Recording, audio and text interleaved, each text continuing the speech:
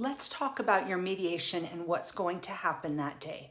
Like many of our clients, you may not have been to mediation before. With our process, you'll be meeting your attorney either at our office or online. We may not have that sign-in link until the day of mediation, but rest assured we'll get that to you. You will also be speaking with your attorney 1 to 2 weeks before the mediation to go over any questions or information that's needed. You can go ahead and get that scheduled now if you'd like. And here's how the mediation process works. The mediator most likely is an attorney, but they're not acting as an attorney in this case. They are a neutral third party who's going to go back and forth and see if they can bring us towards settlement of all or some of the issues in this case. We will be in separate rooms, either in person or online, and you do not have to see or interact with the other party. Mediation is your opportunity to share information or say things you feel you need to say. This is not court, and the mediator is not a judge. But let's keep in mind that we have time limitations to mediation,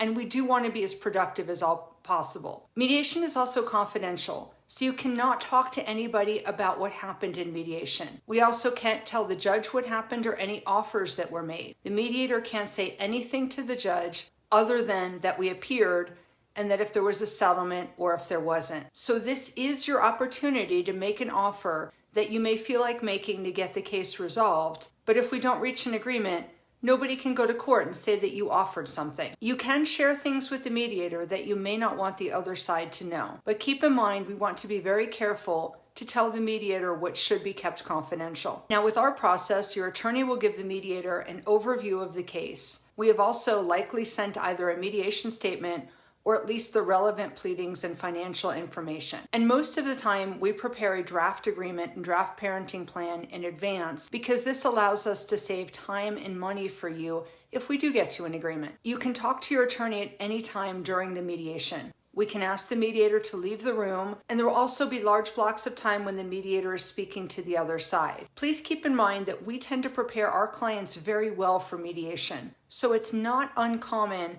for the mediator to spend more time in the other room. This does not mean that the mediator is on the other party's side. It just means that they need more time to go over and understand their position in this case. The mediator will also point out some of the challenges with our position and do what's called playing devil's advocate.